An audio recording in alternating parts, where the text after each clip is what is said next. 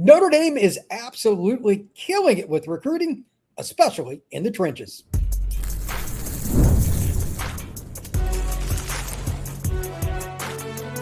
You are Locked On College Crossover, part of the Locked On Podcast Network. Your team every day. Crossover, Locked On Irish and Locked On the Portal. I'm your host, Brian Smith, along with Tyler Wojcick of Locked On Irish. We are here to discuss Notre Dame's recruiting run as it continues, especially in the trenches. We're going to talk about big-time recruiting across the country, O-line, D-line, corner, you name it. But I want to start off with something, Tyler, that I think is very, very pertinent. In your lifetime, how many times have you heard any valuable source say, you know what, Notre Dame is just kicking the crap out of LSU and Alabama in trench recruiting? Have you ever heard that statement before? That has never happened. It's never been something that people even considered happening. Right now, it's not close. I actually did a podcast on Sunday about Alabama recruiting, and I'm like, what's going on? They don't even have an offensive tackle, to my knowledge, set up for an OB. That's an Alabama problem because that should never happen at Alabama. But like Notre Dame, other than maybe Texas A&M, O-line and D-line combined is better than any school in the country at recruiting right now. Miami would be after that probably. I mean, Cristobal does a great job, as we saw last year, but a lot of those guys are gone. Georgia would be next. They've got a bunch of kids coming up for visits. But right as we speak, in the 2027 class, Notre Dame's ahead of Georgia in the trenches. Do you think there's anything to that other than just, okay, obviously Marcus Freeman can recruit. What else do you think it is? Like, why all of a sudden does Notre Dame get the D-line? They've always got no line. That's not a newsflash. D-line is recruiting at an incredible pace. Why all of a sudden is that happening too?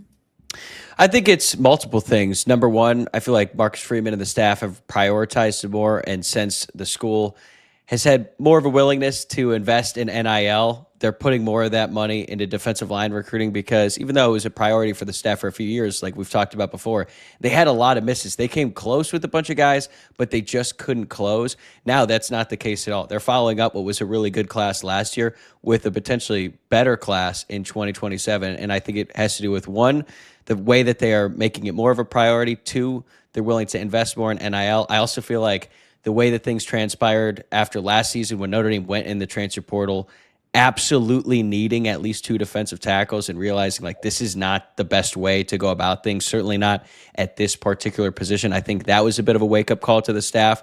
And then I really would like to know, and just talking to these recruits, like how big of an impact is Charlie Partridge having before he's even coached a game? Because that was sort of like not even a critique, but a question that people had once he left the Colts to come back to Notre Dame. How aggressive is he going to be on the recruiting trail? Because he's been out of it for a few years, and even when he was in college, he was at Pittsburgh, and it's not like they were, raking in 4 and 5 stars every single year, but it seems like he's really loving it. He's being aggressive.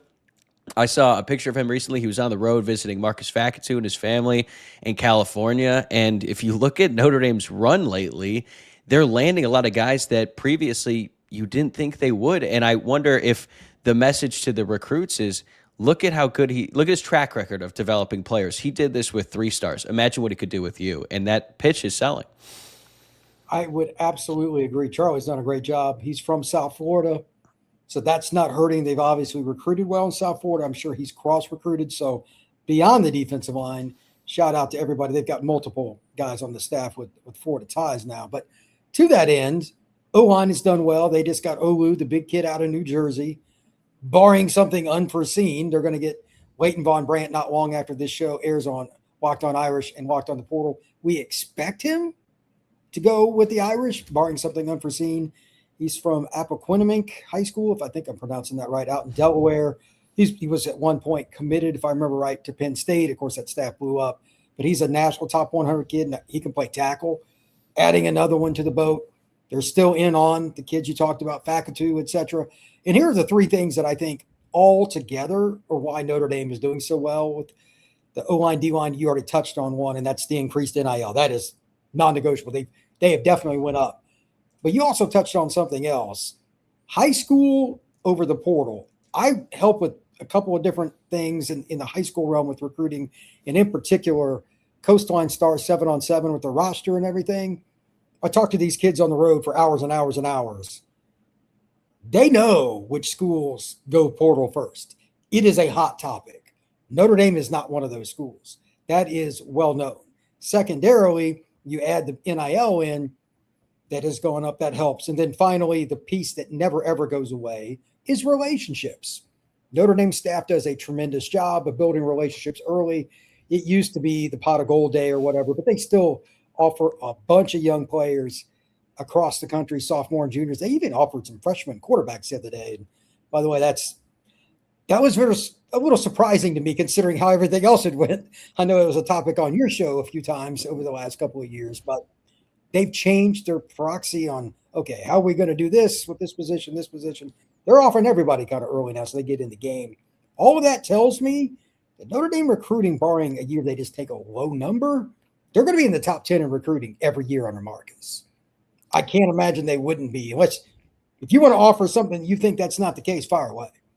No, I agree, and it seems like Marcus Freeman is going to continue to take big classes. I mean, they took Jackson Hill last week, and he was a surprise to a lot of people. But I think from their point of view, you want to have more guys that you're recruiting out of high school that you can develop within the program, because there's going to be a lot of attrition on the offensive line as well. There's going to be guys who are second or third on the depth chart going into next season, then they realize it's probably never going to work out for me at Notre Dame, and then they're going to leave, and you have to make sure that you have young guys ready to fill those spots, not even necessarily for the 2D, but sometimes just to get through practice. With the way that rosters have shrunk across college football, walk-ons are becoming increasingly rare, so you do have to get guys who can come in and they can compete in practice, and I think that's what the case was with Hill, and you need to be able to bring in more guys in a recruiting class, and it's also, based on the way that things have been trending in college football, it's a lot cheaper to retain guys than to go in the portal and get them. So sure, Notre Dame is going to pay a little bit more to a high school recruit, and there's obviously risks that come with that. But once they're in the program and they develop, I mean, Notre Dame has been, they've been known for being brutally honest with guys after their first year. Like, we're going to pay you to commit to Notre Dame and come to school, and then after your freshman year, we're going to evaluate you, we're going to have you around, and if we don't think that you're within this tier of players, then your pay is going to get cut. Some of those guys leave, but at least they're able to make that decision for themselves once they get on campus. And then when it comes to keeping guys that they really want to keep, they're willing to pay them. And usually it's a little bit cheaper than going and getting, another defensive tackle or defensive end on the open market. Absolutely agree. When we come back, we're going to talk about next commitment, what's next in Notre Dame in general, right here on this crossover, Locked on Irish and Locked on the Portal. Today's show is brought to you by FanDuel. The NBA playoffs are here, and every possession matters. If you're looking to get even closer to the action, FanDuel has a great offer to get you started. Right now, new customers can bet $5 and get $150 in bonus bets if your first bet wins. That's right, turn $5 into $150 in bonus bets just for getting started with FanDuel. If you like using the opportunity to get on the app and kind of have a little bit of fun with it, where you want to go with your bets, you can also use it for all your stats. Whether it's a trend with a player, a team, maybe it's just in the last week, whatever it may be, who's hot, you could even go with halftime scores based on the stats that you find right there on the FanDuel app. It's easy to use. You can get around the FanDuel app just as easy as you can anything else that you're going to use it in your daily life. So check it out. Head over to FanDuel.com to get started. FanDuel, play your game. Make sure you check out the Everydayer Club down below in the description. The most important thing on the go. If it is Podbean, Apple, Spotify, or wherever you get your podcasts on the go to go to the gym or anything else, for $5 a month or $50 for the year, you can get all your pods with no ads. Check out the Everydayer Club. All right. We expect, as I noted earlier in the show, Leighton Von Brandt probably going to pick Notre Dame today. But there's still other guys hanging out there that could commit, and there's a lot of really good players that Notre Dame's in on, from New Jersey to California. There's a few, like Fox, the kid from Warren Central, linebacker spots kind of up in the air. We'll get into that in a minute.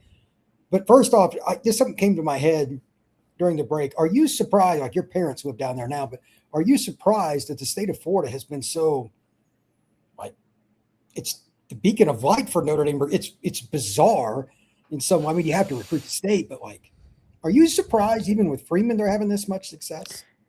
I am surprised because it feels like they put such a bigger emphasis on recruiting out of the state in this cycle. And it felt like last year, North Carolina was the state where they were pulling in all of these guys. They were having a ton of success there. When you look into the high schools, you're like, okay, this actually makes sense. First of all, football in the region is on the up. More kids are participating. The talent level has improved across the board. And there's a lot of like Notre Dame like-minded institutions out there. So you're like, okay, yeah, this makes sense. Notre Dame has tried to recruit Florida in the past, and historically it hasn't gone that well for them. Even if they get some talented players, a lot of times they just don't pan out at Notre Dame. And obviously there are some exceptions as well, like Tavon Coney ended up having a really good career at Notre Dame. Dexter Williams got into some trouble when he was on campus, but overall was a great player for the Irish. So there are some success stories, but they had kind of shied away from it, but now they're going all in. They got Zane Gamble, they got John Gay, they expect to get Julius Jones Jr. here in about a month, and those are not the only guys that they're after. So, they're really hammering that hashtag Florida Dame. Tyler Alexander is a defensive tackle that they're looking at as well. And it to me, it fits with their broader strategy, especially when it comes to getting guys on campus. They like to have a bunch of recruits and their families together so that they can bond and they can form these relationships before they're even part of the class, let alone part of the team. And I think when they're able to do that in Florida, a place where they traditionally have not had a lot of success, if you can get more guys, I mean, they got Gamble and Jones, on the same team. So they're really hammering and trying to leverage that relationship as well. But it seems like they put a focus on the state initially. They got some guys on board, and now they're trying to use those commits to try to get more. And so far, it's been working.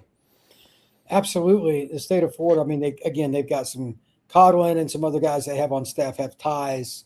Charlie Partridge has ties, on and on and on. That helps, but it's still not easy to get. I've lived in Florida. It's not easy to get those kids to come all the way to northern Indiana. I mean, South Bend's like 5 miles from the Michigan border. That's a long way. It's quite a ways away. Yeah, so that's pretty impressive. All right, now I'm going to get through here with a lot of questions for Tyler and just kind of have some fun with this.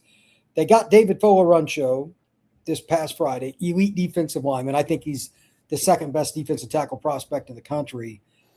After getting him, they still have the opportunity for one player you just mentioned, Tyler Alexander from Palm Beach Central, Braden Parks, kid from Chicago, and Marcus Freeman from Sierra Canyon out in California.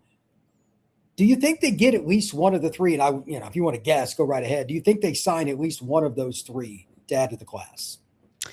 Yeah, they kind of need to. They need at least one other defensive tackle. I feel like the staff would probably prefer Fakatu, just considering the fact that he has freakish size and has, in my opinion, the highest ceiling of any of the guys I just mentioned, including Folorunsho. He is someone they've been after for such a long time. I mean, he was in the class of 2028. They were in on him early on. Then he reclassified, and then a lot of other schools got more aggressive just because he was now part of this class and he had to make a decision sooner. But with him, it just seems like he brings a different dynamic than these other guys. And I'm high on Parks. If they get him and they get Alexander, I think the staff would be super happy with that. But when you talk about like a future first-round pick potential, I think it's Fakatu. So if they only sign him and they miss out on the other two, I think the staff would be okay with it. But I would be pretty surprised if they don't land at least one. That's kind of where I'm at. The Alexander kid visited Colorado this weekend, at least by the intel that I found. He's got Georgia, Notre Dame, and Texas as his other 3 visits. Kind of puts things in perspective with what level of recruit he is. It's Notre Dame or Oregon, barring something unforeseen for Braden Parks. It's Notre Dame, Oregon, and Ohio State for Marcus Freeman. Again, these are elite level defensive linemen. All right, let's talk about the offensive side of the ball in a position that there's been a lot of angst amongst Notre Dame fans, especially the 2023 season. That would be wide receiver. I was at that Duke game, by the way, when we're trying to see receivers to field a team. I was doing media for that game. I just remember Driscoll text me, "Hey, are they all out there running around?" And I'm like, "Yeah, it's not that bad." But this is a position you got one guy, got Jackson Coleman. He's a pretty good prospect, but you're waiting on Julius Jones Jr. Burrell just committed to Michigan. That's not really a surprise. I don't think Notre Dame's all that concerned about it. Cade Cooper, I don't think he's going to Notre Dame. What do you think about receiver? Would they be okay just adding Julius, or do they have to get him? They think they've got a shot with Osani Gayles, the kid out of IMG who I love. What do you think Notre Dame receiver recruiting is? Well, you beat me to it. I think they're really pushing for Osani Gayles in a way that they probably weren't earlier on in the process. They seem to be really high on Jackson Coleman, the wide receiver out of Colorado. He has the size, he has the frame, he has the speed, just straight line speed that the staff really likes. But once they got him, they cooled on Burrell and Cooper. And I think part of that had to do with, hey, man, we've been recruiting you for a really long time. It felt like you guys were both on the verge of committing on multiple different occasions, and yet they didn't officially join the class. And they get a guy like Coleman to come in. And then, we have to talk about this like in conjunction with what Notre Dame did in 2026. They took 5 receivers. That's very rare. I did not expect them to take that many, and yet they were able to bring them all in. And they seem to be very high on a lot of them. I mean, Devin Fitzgerald, he might play this year. That is not something I considered at all. Once he committed to Notre Dame last year, I was like, oh, this makes sense. Larry Fitzgerald's son, he's got a great frame. He's gotten a lot better every single year in high school. So, you like what they do with that class, and it seems like they're even exceeding expectations because Bubba Frazier is already competing for playing time right away. So when you have a group like that with that many different players, you're not going to be as stressed out in 2027. So they would probably be content just taking Coleman and Jones Jr., assuming they're able to close the deal with Jones Jr. here in about a month when he commits on June 20th or June 27th, whatever he decides there. But with that said, then you can kind of really aggressively go after a guy like Gayles, who they're trying to make up some ground with. He's also a top 100 player that everyone else in the country wants. But if you can really just put all your attention on him, you might surprise some people and pull this off late. And Notre Dame has had a few of those in the past couple of years. Yeah, they have. And that's why I'm not discounting this. I would have laughed if you'd have said it a month ago, but that's recruiting in the class of 2027. So we'll see. I brought this up earlier. Who do they sign at linebacker? Are you worried? I know it's been kind of a weird deal. The former linebacker coach knew he was walking out the door. He's at Michigan State now. He did not do a very good job or care to with recruiting last year because he knew he was walking out. Where do you think linebacker recruiting stands for the Irish? I would feel a lot worse if they didn't have Amari Irvin. The fact that they have one guy and he's solid, plays for a really good high school program, that makes you feel like they're going to figure out something for the other player. I think they should take 3. They're definitely going to take 2. But right now, the board is definitely in an odd place because they're going after Kaden Henderson. That's the big fish. That's the number 1 linebacker in the country. That's the guy that pretty much every other school in the country wants. And I thought it was really interesting. He had a quote. I'm forgetting which reporter he said it to, so I apologize for not giving the proper credit. But Henderson was pretty candid with Marcus Freeman and said, look, coach, I really like you. If I commit here, though, you got to be here for 3 or 4 years, and basically put Marcus Freeman on the spot saying, I've heard about these NFL rumors. I can't consider this if you're going to be out the door after, 1 year.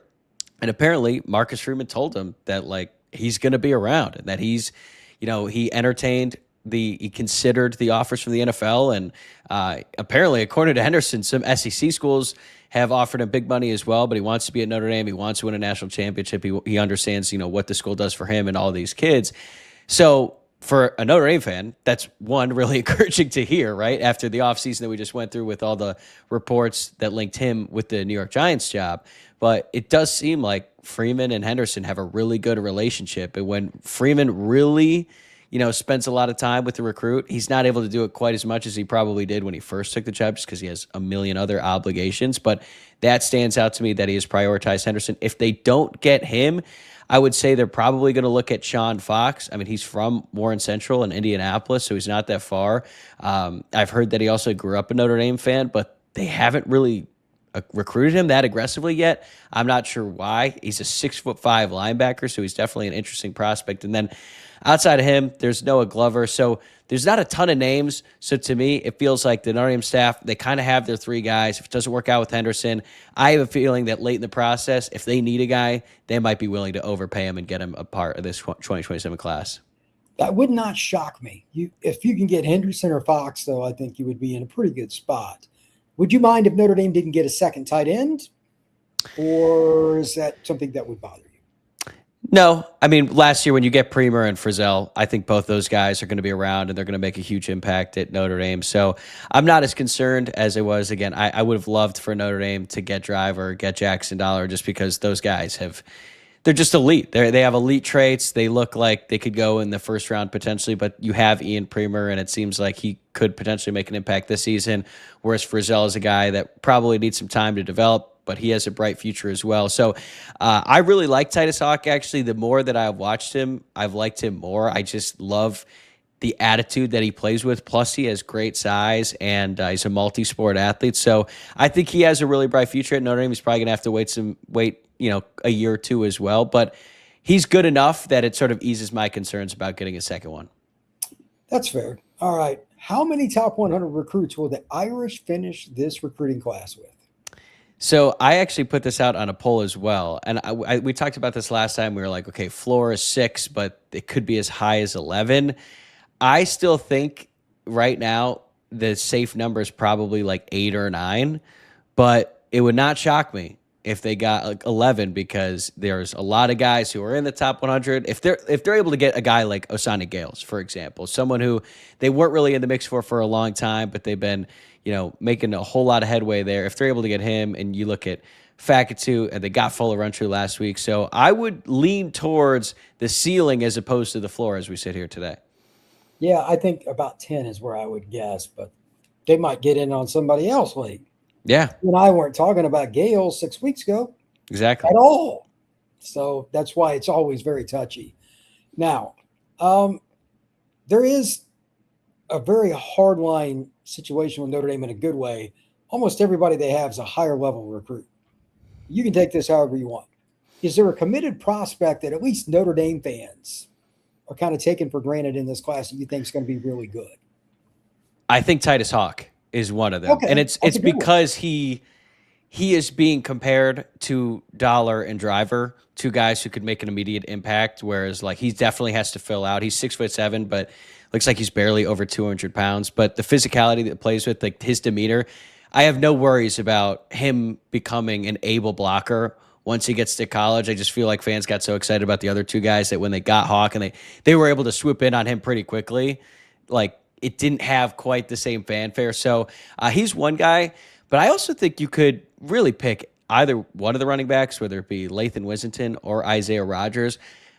I really like Wissington, and he's a lot faster than I thought. Like, he has real track speed, and he kind of reminds me of Jadarian Price in a way, where it's like if he gets into the second level, he is gone. Plus, he's a big back.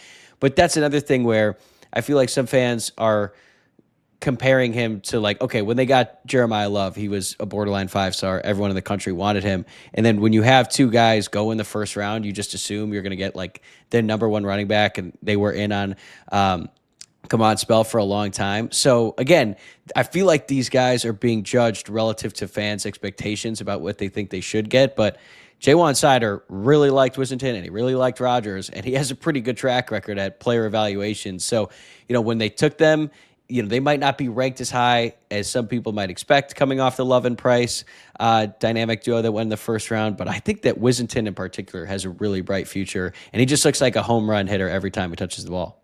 I love his ability after contact. He's a good football player. When we come back, we wanted to add a little something at the end. The Notre Dame-USC discussion is back, and there's a certain media member I want to mention as well. That is next, right here on this crossover.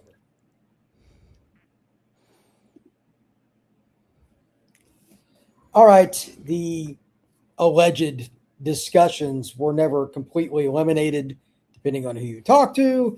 Notre Dame and USC, I don't really see how this is resolved in any good way, because they want polar opposite things. That's just unfortunate, but that's where they stand. First off, before we get into my thoughts on a certain individual in the media, I'll leave Tyler out of that one. What are your expectations for what Notre Dame is going to try to do with this discussion? Because again, they want it later in the year. USC wants it early. I mean, I don't know how you fix that, but what are your thoughts? I think Notre Dame has come around to playing it earlier. I feel like Notre Dame definitely wants this rivalry back, but the way that things transpired with the discussions, I mean, for a time there, they had a soft verbal agreement to renew it on a short-term deal. Like Notre Dame was going to play on the road against USC this upcoming season, and then I think USC was going to come to South Bend and maybe move it up slightly earlier in the year. And then for whatever reason, it depends on who you talk to as to why that deal fell through. But then USC was like, nope, now we're only playing at week 0. And they proposed that to Notre Dame pretty late in the year. And Notre Dame was like, all right, well, we're not doing that. We already opened the season next year, at a neutral site game against Wisconsin. So I just feel like there was a lot of gamesmanship there, and USC didn't really want that game to happen, but they were trying to win a PR battle. And you could make the case that they did there just based on how things transpired at the end. But I always got the sense that, like, Notre Dame was never going to just leave the discussion table. They were always going to try to make things happen. But as I maintained this entire time, as long as Lincoln Riley and Jen Cohen are there, I don't think that there's a strong desire from the USC side to play this every year. But the good news is I don't expect Lincoln Riley or Jen Cohen to be at USC for the long-term future as well. So I know they brought up 2030 as a potential date to renew the rivalry. That makes sense because I think by 2030, neither Riley nor Cohen are going to be there, and it seems like a perfect time to bring it back. That is probably true. So we'll see how it goes. But it is sad in the first place that the rivalry has ended. Yeah, of course. Short notice.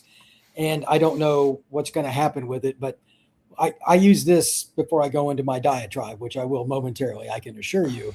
Correct me if I'm wrong. Riley's been there 5 years. He is 1-4 against the Irish. When Pete Carroll got to USC, he lost his first year, but then he just destroyed Notre Dame. It's amazing how the schedule didn't matter when you had better players and better coaching. It's ironic. Now they are unable to coach as well. That's the biggest problem they have. No, they don't want to admit that because his contract is massive, kind of like Norvell's at Florida State. It's too big for them to can him. And who would they get anyway? It's just more convenient to get rid of Notre Dame, but they are going out of their way to try to take shots at Notre Dame constantly. And it is hilarious. And the biggest USC fake fraud honk is a certain guy on Fox that I can't stand, Colin Cowherd, saying Notre Dame begging back to the he is the biggest clickbait idiot in all of media. I hate that guy, and I won't go and give him any clicks. But I saw a clip come across my screen on that, and I put up a rather blunt take on X about what I think about Colin that I can't repeat here. It gave me a good laugh. I just want you to know that. When I saw that, I had to stop what I was doing because I was laughing so hard. It's still true. It is what it is. The point is still the same. USC wouldn't be doing this if they were beating Notre Dame. It's the end-all be-all. If you're winning, you don't care. They're losing, so they care. They wanted to get rid of a loss. That's it. So that's my take on it. If you want to add anything, Tyler, fire away. It really is insane to me how USC just has not been able to figure out the defense. I mean, they brought in a whole new staff with a bunch of guys who, had a great track record. And I remember when they brought in Eric Henderson, their defensive line coach, and they leaned into the fact that he was Aaron Donald's coach back in the day. Hell, they had Aaron Donald come in and talk to some recruits. And yet you watched that Notre Dame USC game last year, and Notre Dame just dominated them. Like Billy Shrout was on one leg and had the best game of his career. And it's like Love and Price, every time they touched the ball, it was 9 yards, 15 yards, just over and over and over. And if you think back to the 2024 game, the only reason USC was in that game late is because Notre Dame had a couple turnovers and Jeremiah Love got hurt in the second half. Now, Jadarian Price ended up coming in, and he did a great job as well. But it just seems like no matter what USC does, they just can't figure it out on the defensive side of the ball. Now, they got rid of, what was his name? Alex Grinch? Oh, that guy that was Lincoln Riley's problem when he was Oklahoma, and he brought it with him to Los Angeles. Yeah, I used to wonder. Yeah, it was Alex Grinch. I used to wonder if Grinch had some blackmail on Lincoln Riley, and that's how he was able to maintain his job for so long, because it just made no sense.